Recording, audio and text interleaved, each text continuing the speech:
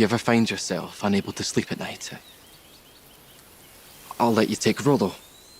I'm sure he will only mind keeping you company. Aren't I the lucky one? Hi, guys. How are you? We're good, thank you. How are you? I'm doing great. I am reeling from being left on many cliffhangers from the screeners that I got. So, first things first, season 7, part 1 saw Ian confess his love in another language and then leave Rachel with his dog as he traveled across the world. As he comes back, how is Rachel feeling about that, partial abandonment? Is she just ready and willing to take him back with open arms, or is she still working through things? I think she really hopes that he does love her, because obviously he said it in Mohawk. She doesn't know that he said that to her. So I think she knows that she loves him, but she hasn't really had any confirmation that he loves her back. And, when people travel across the world to go back to Scotland, there's no real guarantee that he will come back. And I think that holding on to Rollo is kind of the one hope that she has, that he will come back to her. So I think she's clinging on to the hope of it for dear life. But nothing is really certain, especially in those times. So I think she's holding out hope, but she's definitely not sure he's coming back. And John, you get some really touching moments with both your parents talking about Rachel in Scotland. What's it like first to, reestablish him in that setting with the Murray family, and also to take back what his parents give him to Rachel, emotionally speaking? Yeah, that whole experience of going back to Scotland was so special for us. We left Scotland because of young Ian. He was kidnapped back in season 3. And here he is, completely transformed, not just physically, but emotionally as well.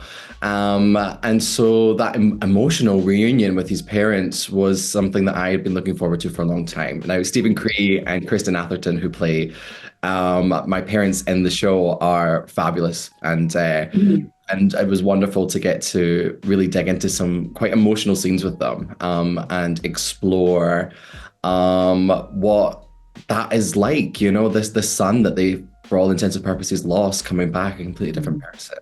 It was, quite emotional days, but Stephen Cree, also being Stephen Cree, made it very, very funny to be around as well. Now, in the first half, there were hints of a love triangle with William, but alas, it seems he's quite irrelevant in the face of your bond. How would you say that you each interact with him moving forward, though? What is that dynamic like?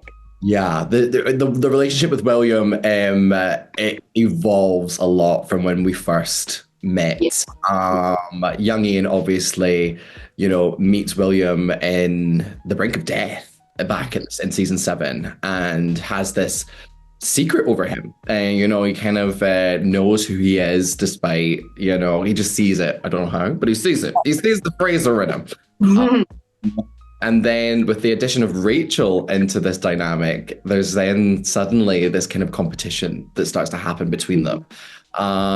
So I would say that the love triangle still remains relevant. Definitely, yeah. I think that William doesn't realise that Rachel has maybe slightly friend-zoned him. I think he's kind of ever hopeful with young Ian being away that he can kind of slip into her affections. But she's not really having it. But I think that he, in his naivety, remains hopeful. And I think the love triangle is kind of one-sided. I think in William's head, it's a love triangle. And then in Ian and Rachel's heads, they're like, oh, you're here too. And your friend Steve. I may even call him sloppy seconds at one point. So. Oh my goodness. Now, Izzy, Rachel's, been wrestling with her place in the Quaker community for various reasons, both her, involvement in the war and now her feelings for young Ian. Can you talk about whether that will still be a concern for her moving forward as she grows closer with him? Yeah, absolutely. I think that Rachel is constantly grappling with her faith and how that fits into this kind of violent world that she's in. And I think that, we initially see that with her going to war, but then her falling in love with, a warrior. He's a violent man, and, he can do some damage on the battlefield. And I think that that's a really tricky thing for her to kind of come to terms with, and then together kind of get over that problem because, you know, they want to try and compromise for each other, but it's a very hard thing to compromise. Somebody is a pacifist and somebody is a warrior. And I think that we see a really lovely moment between the two of them where they kind of, you know, there's a lot of acceptance that goes on within their relationship. And I think that that's a really beautiful thing, you know, not having to change for someone that you love, but accepting them for who they are. Now, obviously, you guys can't just tell me how how the season ends, but is there any one arc for your character or just moment overall that you're most excited for fans to see? For me, I am so excited for the fans to see our relationship continue to grow. I think, you know, I've loved working with Izzy. She has been my rock throughout this season and season 8 as well. Like, it is a pleasure to like portray our love on screen together. And so I'm excited for fans to kind of just see that chemistry continue between us. We have a lot of fun together, and I think that comes across on screen.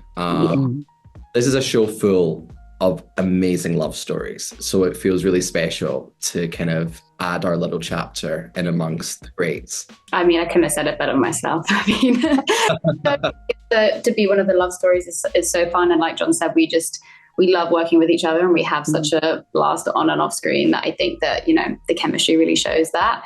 And I think that there's some very fun moments for our little relationship that are coming soon. And I'm excited for people to see them. And I cannot wait to be one of those people. Thank you both so much. Congratulations on wrapping season 8 as well. And have a wonderful rest of your day. I think you'll find your parents much as you left them. You may come as a greater shock to them.